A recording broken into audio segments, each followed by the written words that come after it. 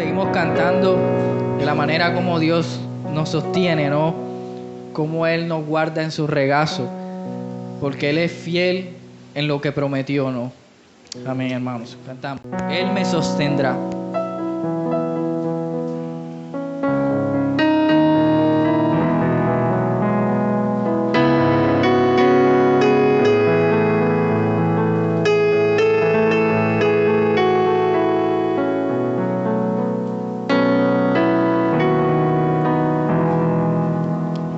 Si mi fe la decaer, Él me sostendrá. En la tentación tu ser, Él me sostendrá. No podría estar de pie en la oscuridad, pues mi amor muy frágil es. Él me sostendrá. Él me sostendrá. Él me sostendrá. Cuánto me ama el Salvador. Él me sostendrá. Él se goza en quien salvó. Él me sostendrá. Ante el precioso soy. Él me sostendrá. Sus promesas fieles son. Mi alma guardará. Alto precio Él pagó. Él me sostendrá. Él me sostendrá. Él me sostendrá. Me ama tanto el Salvador. Él me sostendrá. Él sufrió y por mí murió. Él me sostendrá. La justicia Él cumplió. Él me sostendrá. Vida eterna tengo en Él. Él me sostendrá. Hasta que le pueda ver, Él regresará. Él me sostendrá. Él me sostendrá. Me ama tanto el Salvador. Él me sostendrá. Y Él me sostendrá. Él me sostendrá.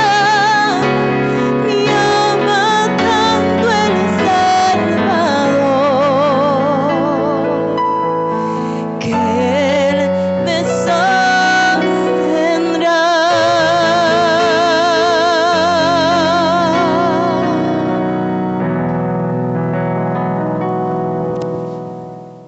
Muy buenos días. Hermanos míos, pueden ir buscando en sus Biblias, por favor, en el libro de Salmo, el capítulo 3. Salmo, capítulo 3, por favor, amados hermanos. Sabe que tenemos, este es el segundo sermón suelto. Tenemos la serie de Hebreos pausada por estos días. Entonces, vamos a hoy al Salmo, capítulo 3. Amada iglesia, vamos a leer entonces la palabra del Señor. Salmo capítulo 3. Amado Dios, bendice tu palabra. Oh Jehová, cuánto se han multiplicado mis adversarios. Muchos son los que se levantan contra mí. Muchos son los que dicen de mí, no hay salvación para él en Dios. Selah.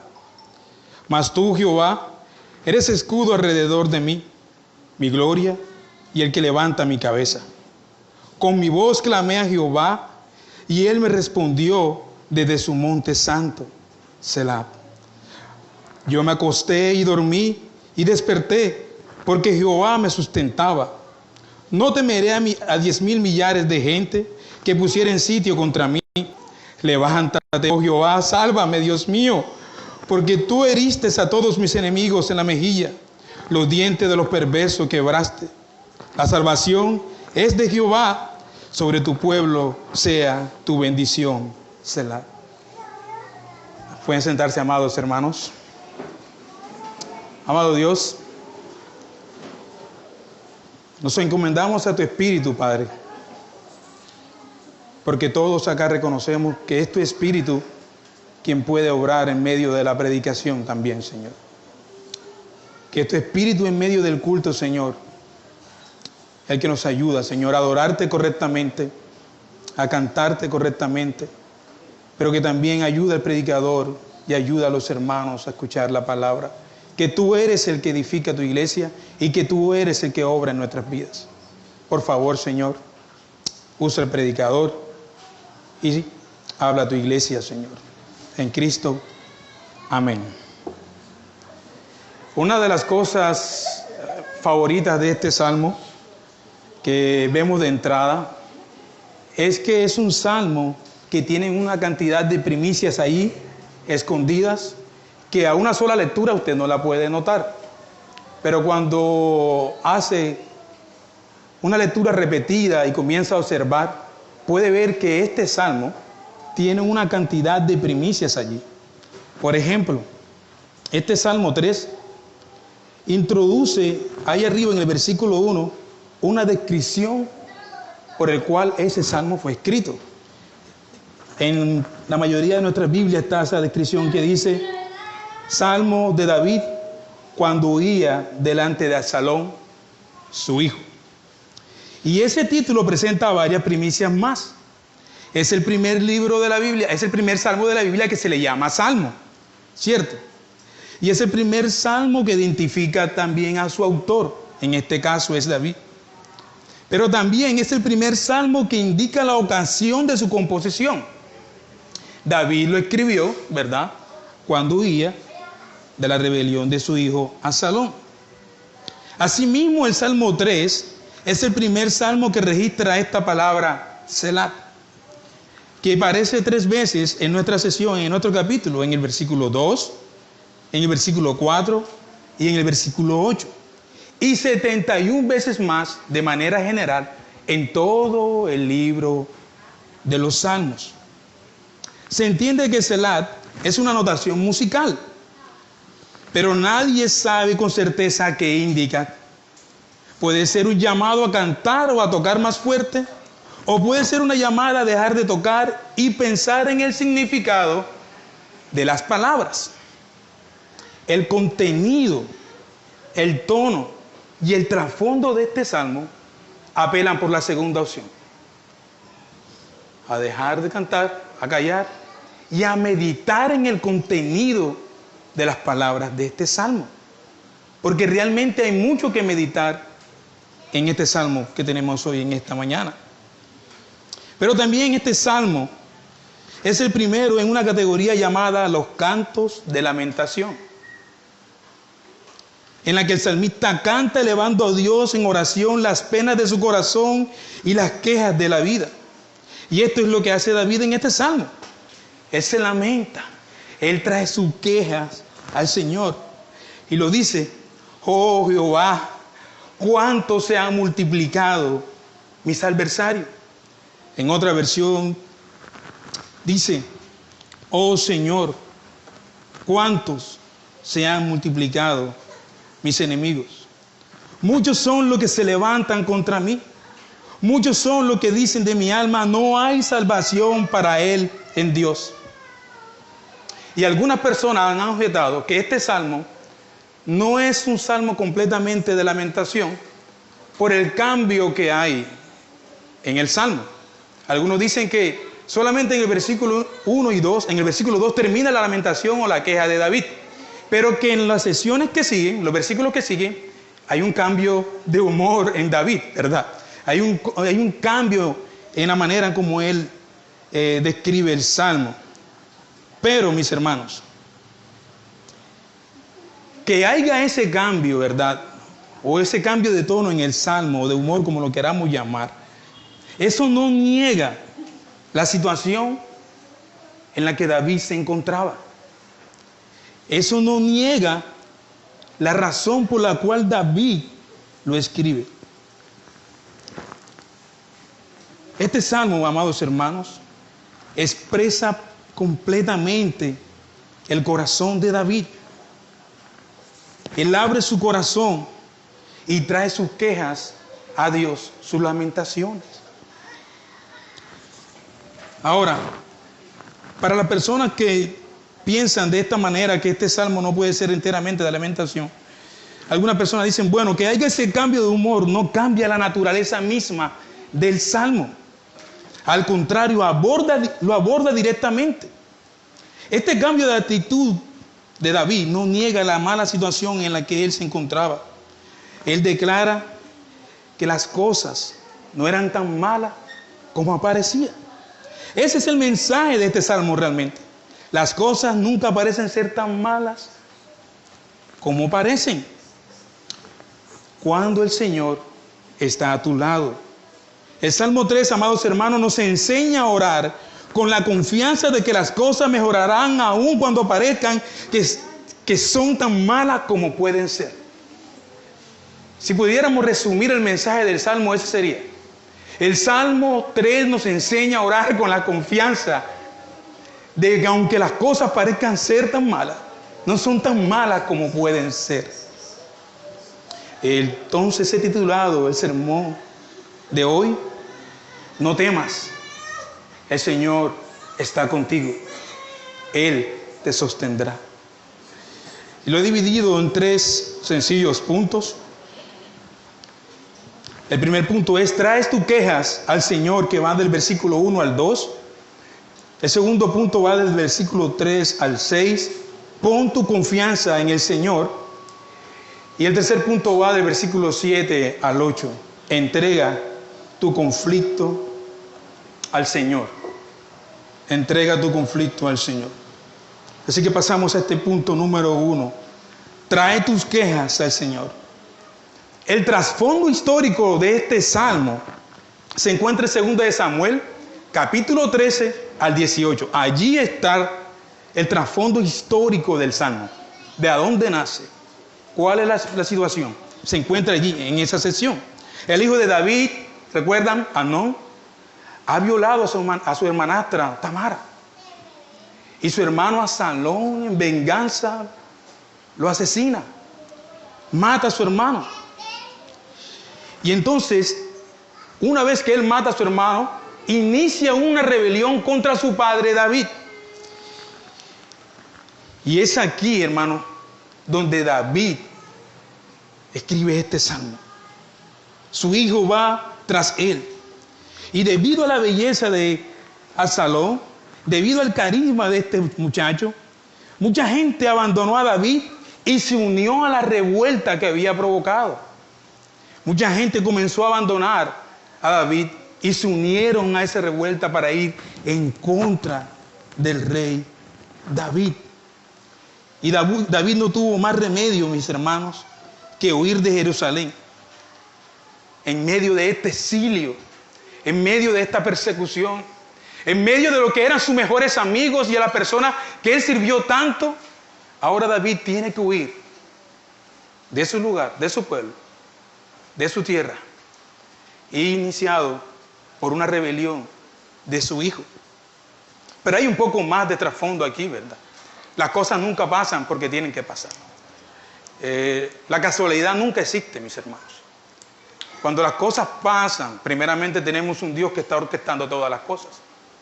Pero cuando es por nuestros pecados, realmente lo que nos alcanza a nosotros son las consecuencias de nuestros pecados. No podríamos decir solamente indicar el pecado de Absalón contra su padre. Absalón simplemente es la herramienta que Dios ha usado para castigar el pecado de David. Dios lo ha perdonado, pero lo que el Señor va a reprender en David son las consecuencias de su pecado. Así que, por eso David viene y expresa en estos 2 versículos su queja y la trae al Señor. Este dulce cantor de Israel, el rey cuyo reinado condujo a la paz internacional, ahora está huyendo, hermanos míos. El hombre, según el corazón de Dios, se encontraba en un lugar donde parecía que Dios le había dado la espalda. Así que David trae su queja, que tú también lo harías, ¿no? Pero él trae su queja y su lamento. Aquí es donde está la diferencia. Al Señor. Él no lleva su queja ni su lamento a otro que no sea Dios. Y él viene a Dios y abre su corazón. Señor, oh Jehová, cuánto se han multiplicado mis adversarios. Y lo que vemos en estos 2 versículos es cómo David abre su corazón al Señor y él le dice al Señor, cuando trae su queja, lo que sus enemigos dicen de él y lo que sus enemigos hacen. Entonces, primero él va a contar lo que sus enemigos hacen. ¿Qué están haciendo? Se han levantado contra él. Esta palabra aquí, levantar, también tiene un significado de guerra. Cuando los hombres se levantaban a ir en guerra contra otras naciones. Así que la gente se comenzó a levantar contra David. Y fueron por él, a atacarle a él, a acabar con su vida, con su reinado. Y David trae esto al Señor. Señor, mira cuánto se han multiplicado mis adversarios. Muchos son los que se levantan contra mí. Muchos son los que se levantan contra mí. Y el corazón de esta queja se encuentra precisamente en esa palabra muchos, que en otra versión de las Escrituras se deja ver 3 veces. En nuestra Reina Valera la podemos ver solamente 2 veces. Muchos son los que se levantan contra mí. Muchos son los que dicen de mí, no hay para él salvación en Dios. Wow. Amados hermanos, los problemas de David eran reales, eran crecientes e insuperables. Pero él oró y le contó al Señor lo que sus enemigos estaban haciendo, como les dije, y diciendo, él confiesa a su Señor, le dijo, Señor, mira lo que mis enemigos están haciendo, se están levantando contra mí. Oh Señor, ¿cuántos son ellos? Ya no era suficiente que su hijo, al que él amaba, se levantara contra él, sino que ahora todos los que eran sus aliados también se habían unido para ir en contra de él. Las personas que David conocía, amaba, las personas en las que David confiaba, estaban ahora decididas a acabar con su reinado y también acabar con su propia vida, hermanos. Tremendo esta situación. Donde quiera que David miraba, los amigos se convertían en enemigos. Un poco más bajo. Ok, gracias mis hermanos. Donde quiera que David miraba, los amigos se convertían en enemigos. Y David se encontró rodeado de enemigos. Y esto realmente también te puede pasar a ti. Esto también te puede pasar a ti, mi querido hermano. Te puede llevar a una situación o a un lugar estrecho donde estás rodeado de malas personas. Personas malintencionadas. Personas a las que conoces y en las que confías y a las que amas. Pueden trabajar ahora para ir con malas intenciones de hacerte daño, en lugar de ayudarte en tus momentos de quebranto. ¿Qué haces con la confesión de un hermano? ¿Vas y quitas todo lo que Dios le ha delegado a él? ¿Vas y lo atacas? ¿O vas y tratas de ayudarlo y dar la mano para que el Señor le restaure? Amados hermanos, esto es lo que estaba pasando aquí. Muchos se levantaron contra mí, dice él. Y este lenguaje verdaderamente es bien directo, es bien objetivo. Es una realidad que el pueblo se levantaba en número y que la oposición estaba creciendo en su contra. Cada vez más gente cambiaba de lealtad y se ponía en contra de David. Y David respondió al Señor diciéndole lo que sus amigos estaban haciendo. Señor, mira lo que ellos están haciendo. Mira, Señor mío, lo que ellos están haciendo. Mira cómo están actuando en contra de mí, Señor. Ahora David no es una víctima aquí, ¿ok? No queremos poner a David como una víctima, pero queremos ver la situación un poco más profunda. Luego él cambia de decir lo que sus enemigos están haciendo, ¿verdad?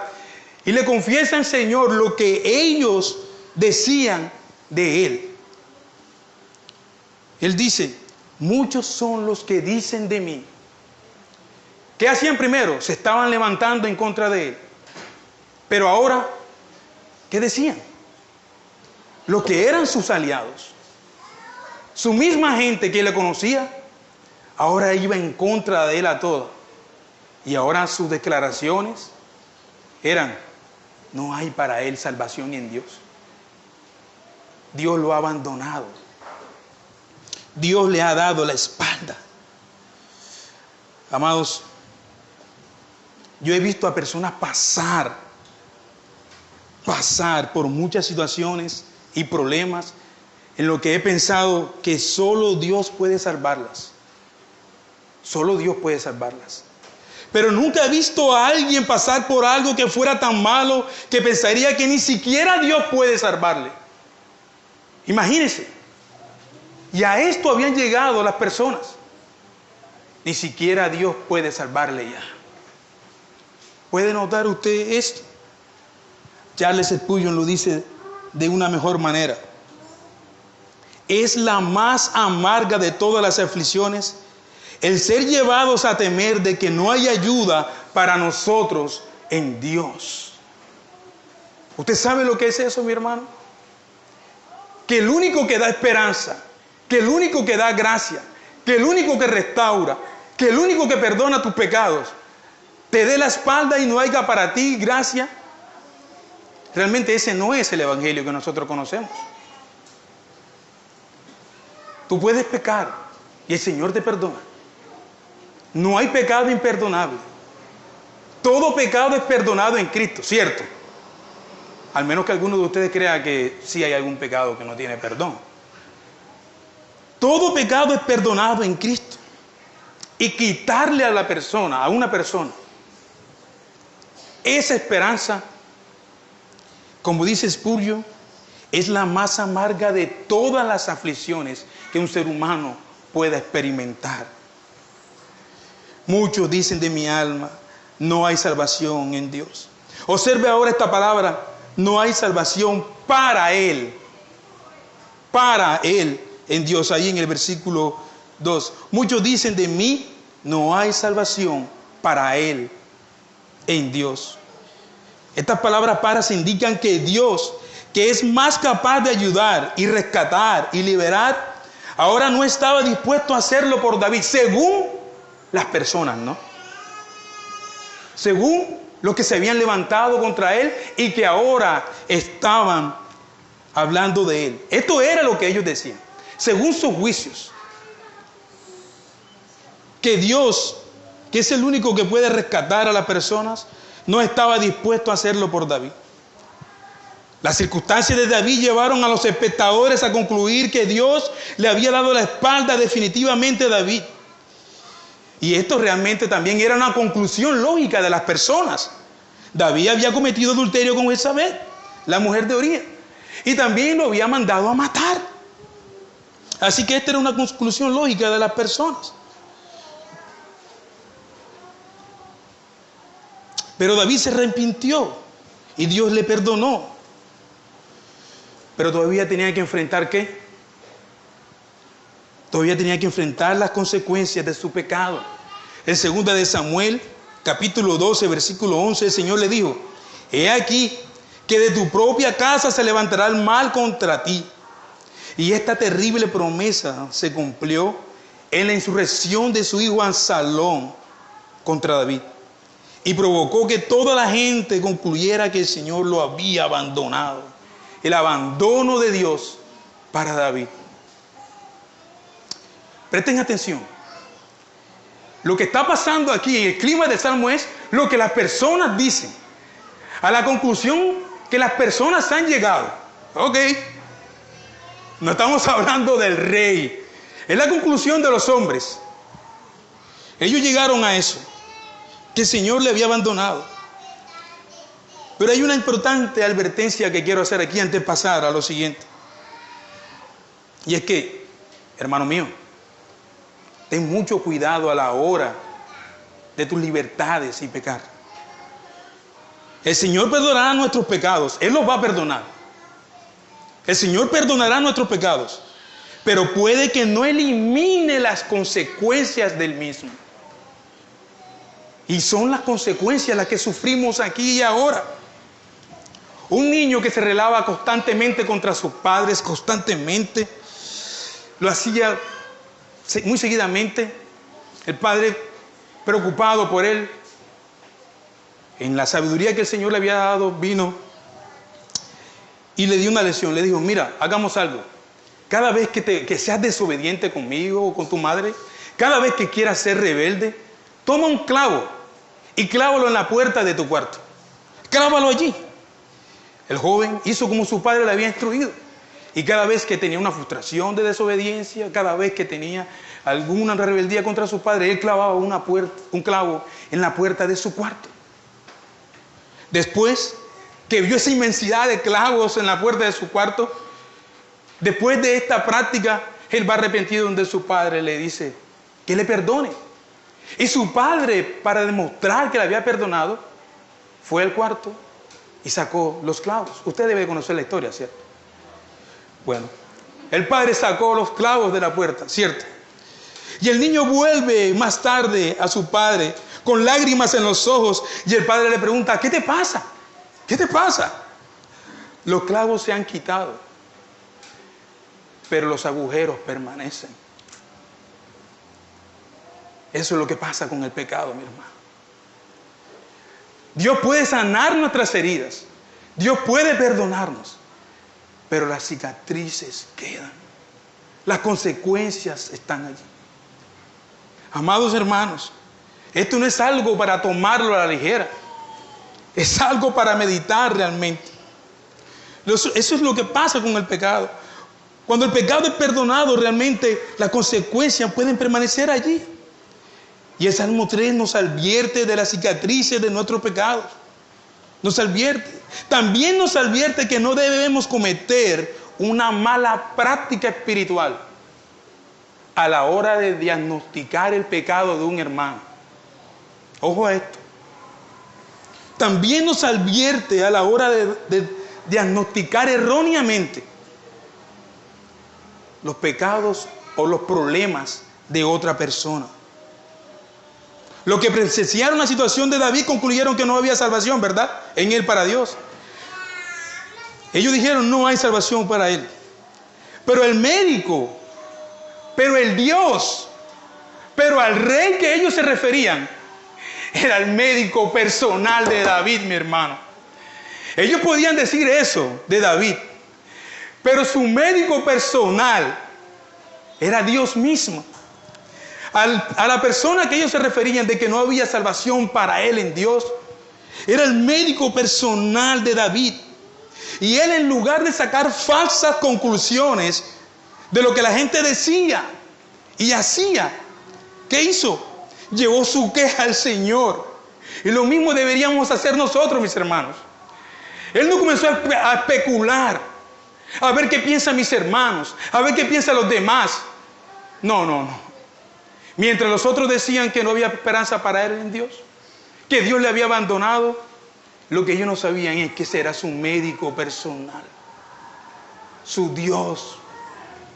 Es lo mismo que deberíamos hacer nosotros. Es lo mismo que debes hacer tú, mi hermano.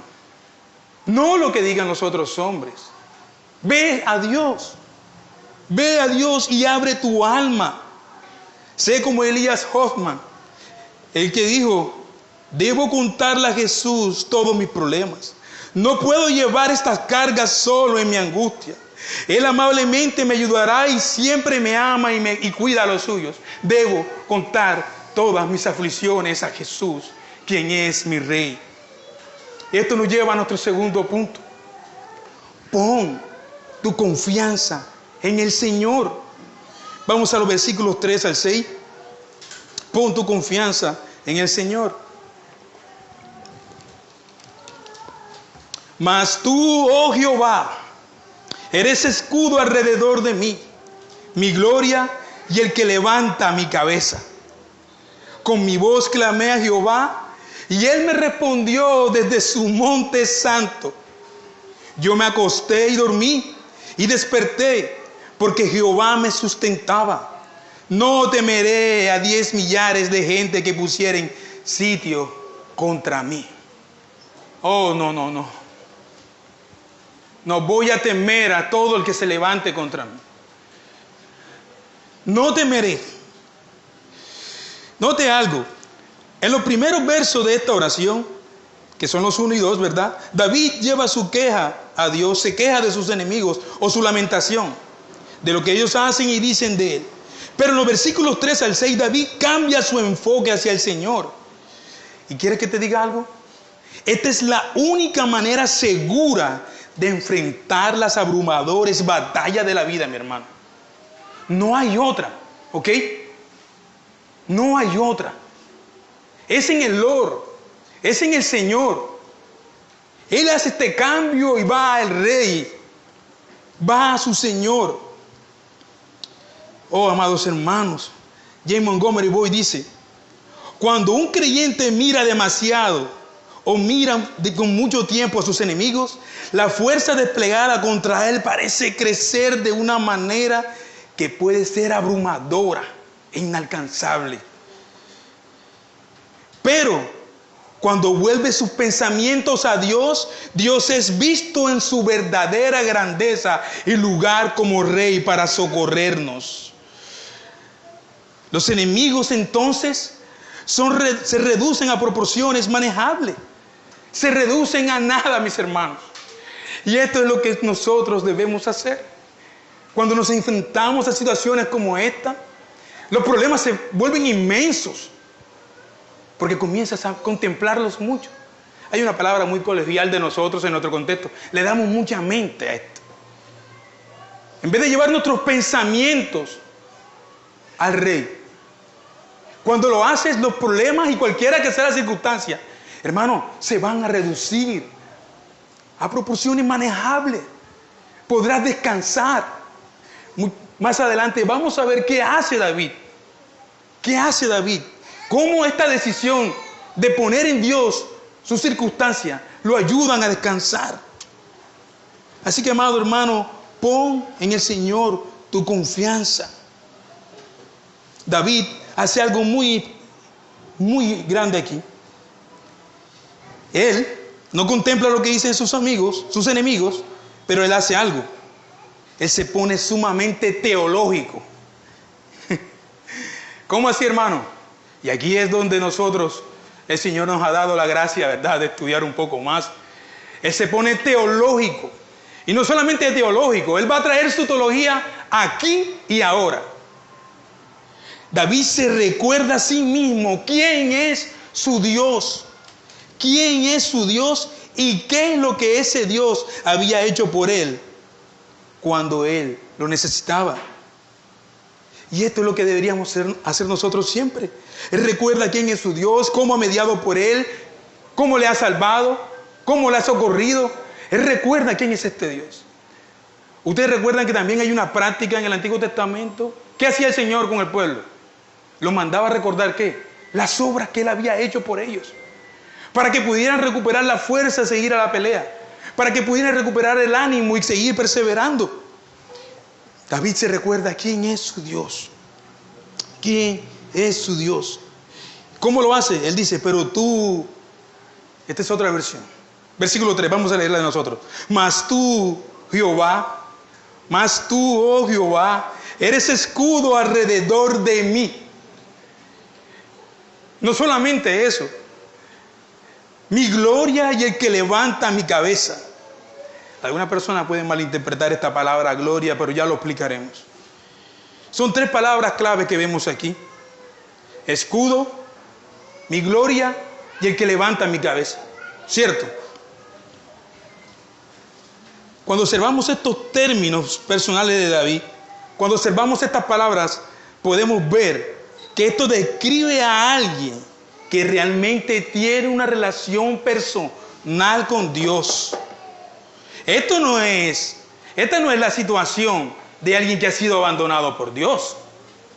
Esta es la situación de alguien que realmente conoce a Dios. Este es el testimonio de alguien que tiene una relación personal con el Señor. ¿Es tu testimonio? ¿Es tu realidad? El Señor es mi escudo. Abraham, no sé si ustedes recuerdan, Abraham, cuando derrotó a Sodoma y Gomorra, él los derrota y no tomó, ¿verdad?, de las riquezas de los paganos, para que ellos no fuesen a pensar de que él se enriqueció con esa riqueza. Y el Señor le dice a Abraham en Génesis 15:1, Dios le dice: no temas, Abraham, yo soy tu escudo, tu recompensa será muy grande. No temas, no temas, yo soy tu escudo, tu recompensa será muy grande. Esta es realmente la confianza de los que confían en el Señor. Él es un escudo que nos protege. Él es ese escudo alrededor nuestro. Ahora, ¿qué es un escudo? Nosotros ya lo sabemos, estamos acostumbrados a ver estas películas, ¿verdad? Y exactamente un escudo es una herramienta redonda que usaban los soldados para ir a la guerra, de metal, ¿verdad?, que usaban los guerreros, y se sostenía en una mano a la hora de la batalla. Pero hay algo importante. El escudo, ¿qué podía hacer? Solamente proteger una parte de su cuerpo. La otra parte quedaba desprotegida. Pero con el Señor, David dice, no es así. Él es escudo alrededor de mí. Él me protege all the time, todo el tiempo, toda mi vida. Él es escudo alrededor de mí. Amados hermanos, esto es hermoso. El Señor es un protector soberano, es un cuidador fiel. Él no se le escapa nada de sus manos, mis hermanos. Él es escudo alrededor de mí. Es Salmo 84, versículo 11. Vaya conmigo allí, por favor. Salmo 84, versículo 11.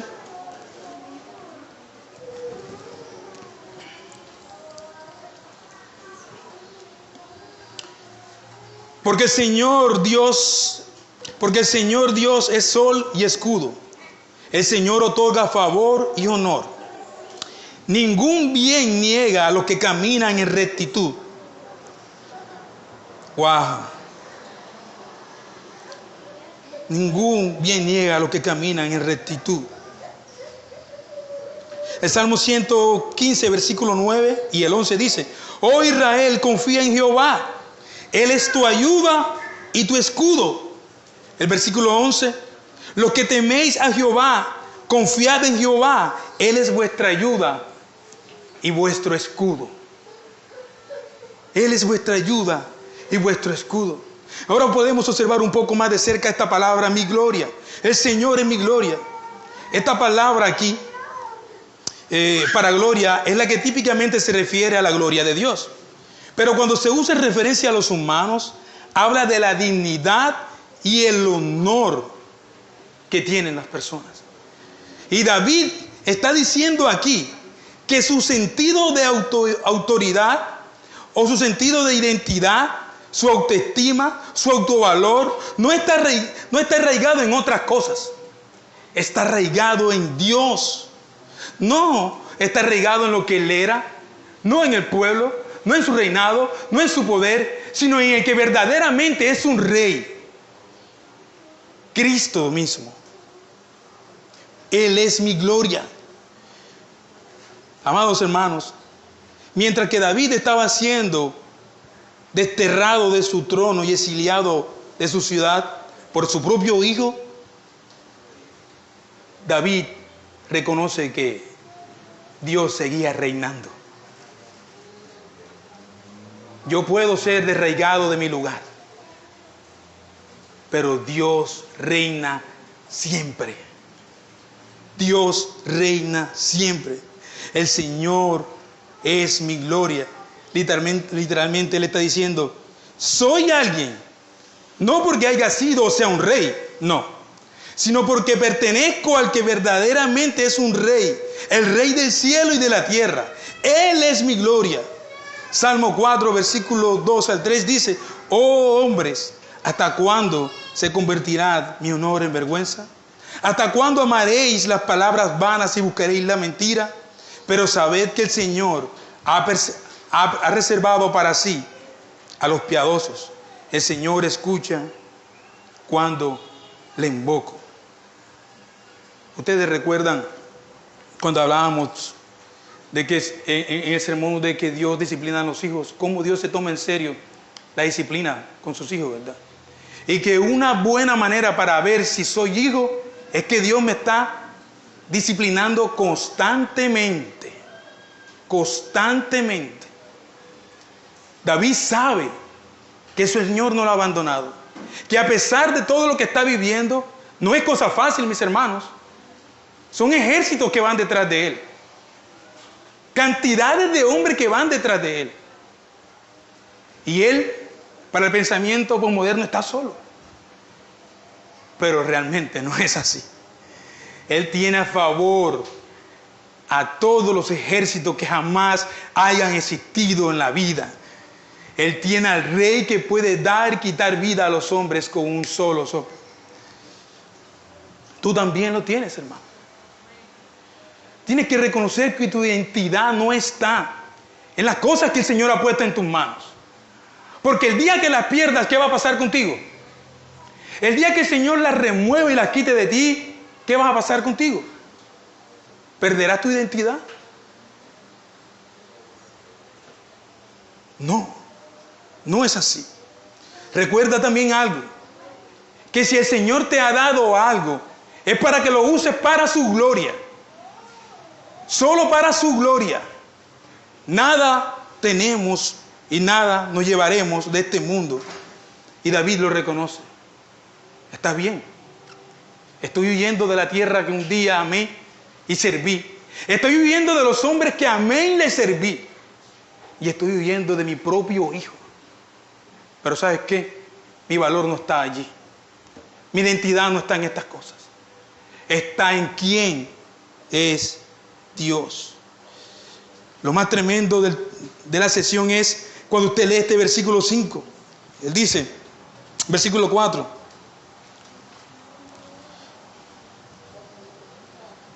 Versículo 5, perdón. Yo me acosté y dormí y desperté porque Jehová me sustentaba. Wow. ¿Usted cree que puede dormir teniendo a todo un ejército buscándole? Nosotros vemos a los hombres malvados, ¿verdad? Hacen cuevas, se esconden, tienen hombres armados por todos lados para protegerlos. Pero David, en medio de esta situación, él dice, como tú eres escudo alrededor de mí, como tú eres mi gloria, ¿verdad? Y el que levanta mi cabeza, con mi voz clamé, él dice en el versículo 4. Y aquí hay algo importante que casi me paso por alto. David dice, con mi voz clamé a Jehová y él me respondió desde su monte santo.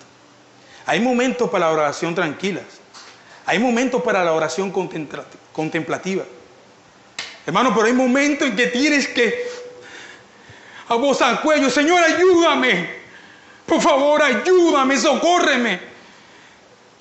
Yo mismo me estoy engañando a mí mismo. Mi pecado me está engañando, Señor. Señor, ayúdame, socórreme, Señor. Por favor, Señor. Hay momentos en los que tienes que realmente clamar con voz al cuello. Socorro, Señor, sálvame. Sálvame, Señor. Sálvame de mí mismo. Sálvame de mis adversarios, Señor.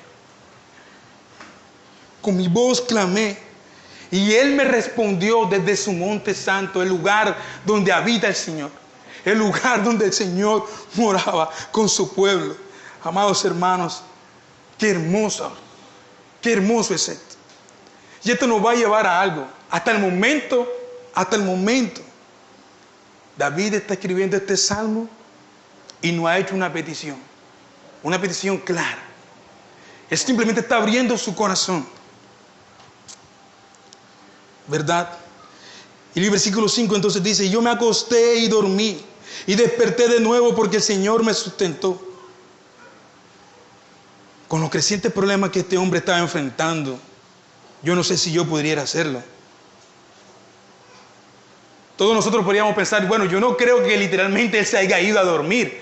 Lo que yo creo que él llegó la noche y estaba pendiente de quienes venían. Y si se acostó, tenía que estar con un ojo abierto y el otro cerrado, velando que no vinieran por él. Hermanos, pero no. El texto dice que David se acostó y durmió. Y se despertó a la mañana siguiente. ¿Cómo lo hizo? Dios lo sostuvo. Dios lo sostuvo. Estaba en una posición vulnerable. Fácilmente podían llegar y matarle. Pero él se acostó.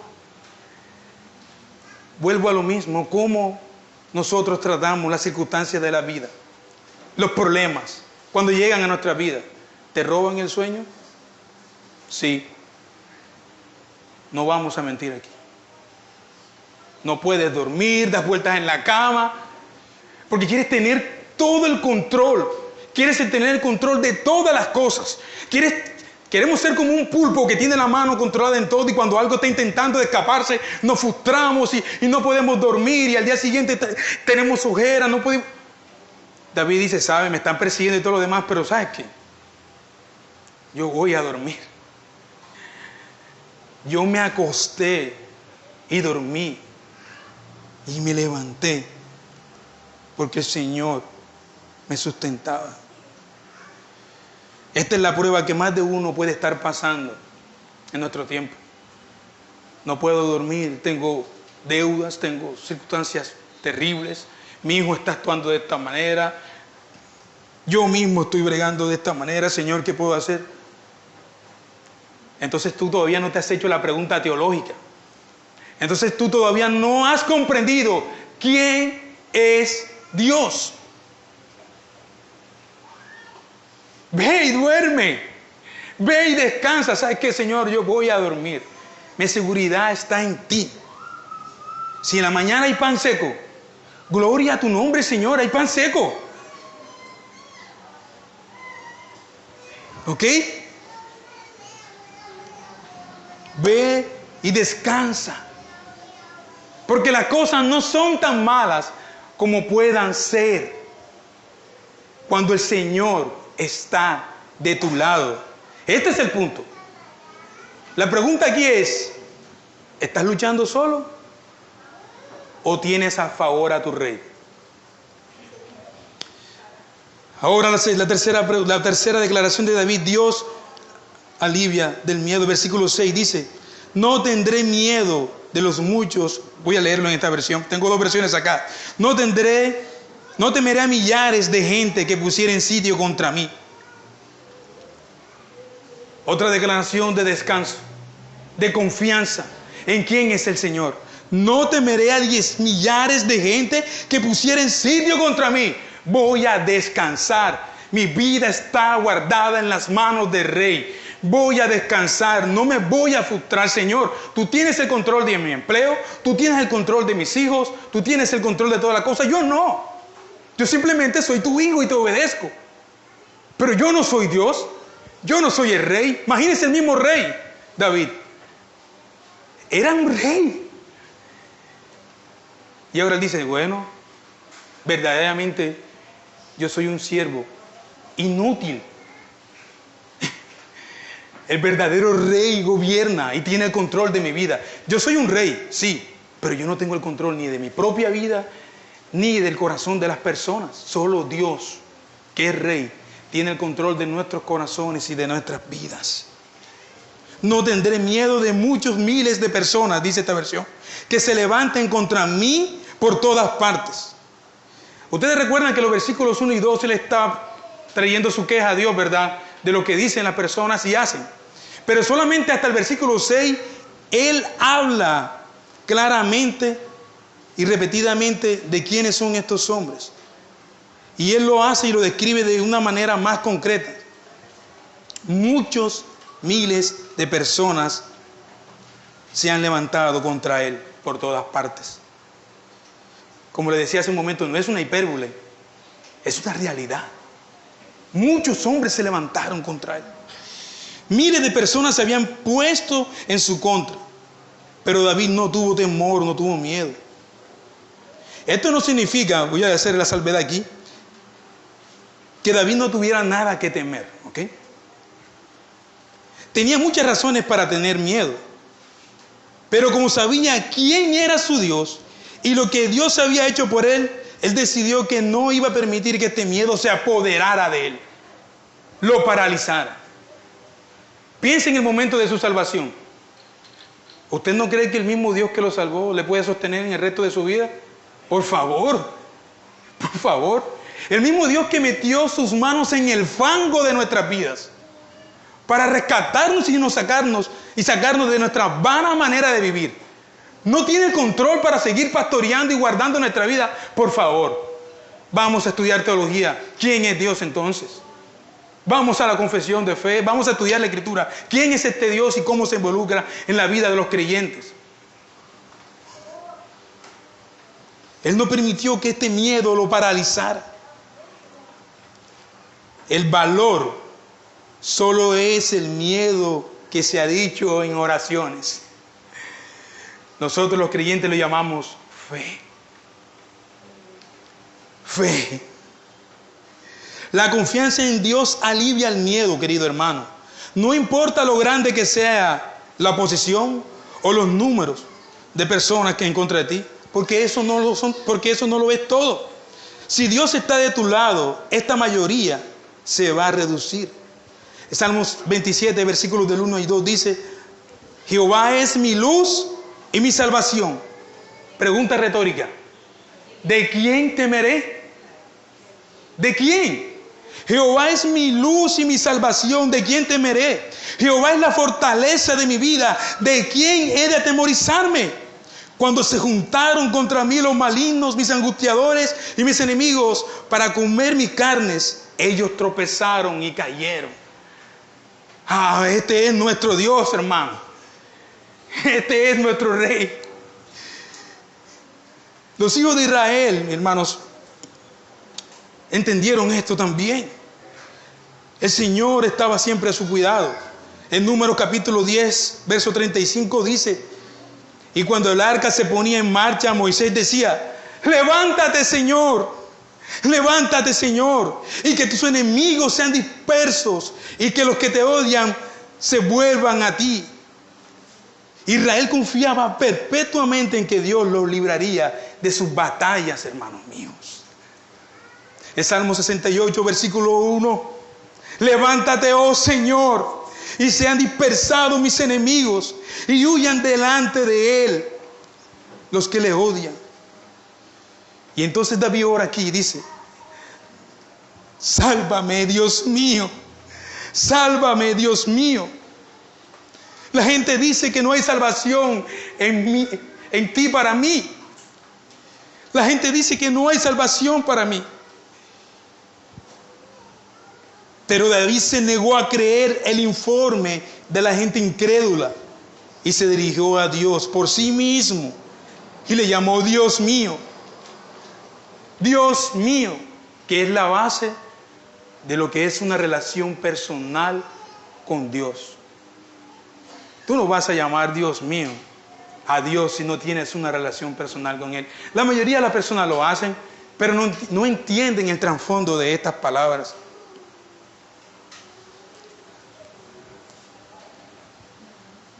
La audaz petición de David en el versículo 8 tiene dos realidades. Vamos allí, mira lo que dice el versículo 8. La salvación, versículo 7. Levántate, oh Jehová, y sálvame, Dios mío, porque tú heriste a todos mis enemigos en la mejilla, los dientes de los perversos quebraste. Wow, mis hermanos. Como David ha basado su relación en quién es Dios y lo que Él ha hecho por él, Él hace esta audaz petición basada en estas dos realidades. Porque tú golpeaste a mis enemigos en la mejilla y rompes los dientes de los malvados. Esta es otra primicia de este Salmo 3. Es el primer salmo imprecatorio. ¿Qué es un salmo imprecatorio? Bueno, de manera simple, los salmos imprecatorios son aquellos que invocan el juicio de Dios contra sus enemigos. Y este es el primer salmo también donde hay una oración como esta. Usted no puede orar por sus enemigos así, ¿ok? Señor, reviéntale los dientes. Señor, rompe sus cabezas a este hombre que me estorba siempre con ese picot de aquí al lado. No, nosotros no. Oh, por favor. No. Solo, mire lo que hace David. David dice que le rompa los dientes a los malvados que son como animales voraces para que no puedan devorarlo a él. Él no le pide a Dios que los mate, solo pide a Dios que le saque los dientes. Anota esto. Dios no tiene que moverte de ningún lado. Dios no tiene que moverte de ningún lado para protegerte. Ojo, Dios no tiene que moverte de ningún lado para protegerte. Puedes estar rodeado de depredadores, pero Dios puede sacarle los dientes para que no puedan hacerte daño. Él es escudo a tu alrededor. Él es el que levanta tu cabeza. Él es tu sustento. Él es el que te guarda del temor. Él es el Dios de la salvación. Dios te dará victoria entonces, amado hermano. Versículo 8 dice, la salvación es del Señor. La salvación es del Señor. No de lo que los hombres dicen, no de lo que los hombres piensan. Es del Señor. Es del Rey. En Jonás hay una referencia al capítulo 2, en el versículo 9 de la parte B. Jonás dice, la salvación pertenece al Señor. La salvación pertenece al Señor. Efesios 2 lo dice de una manera más clara. Solo Dios salva. Solo Dios salva, mis hermanos. Lo único que construimos en nuestro proceso de salvación es la culpa de nuestro pecado. ¿Usted se imagina? No, es que yo busqué de Dios y para... No, lo único que tú contribuyes al proceso de la salvación es tu pecado horrendo. Es nuestro pecado horrendo. Es nuestro pecado horrendo, mis hermanos. Pero de Dios es la salvación. Efesios capítulo 2, versículo 8 dice, porque por gracia sois salvos por medio de la fe. Y esto no es de vosotros, pues es don de Dios, no por obra para que nadie se gloríe. Entonces David ora, que tu bendición, Señor, la salvación te pertenece, pero que tu bendición sea con tu pueblo. Y esta bendición final nos deja ver algo más de cerca.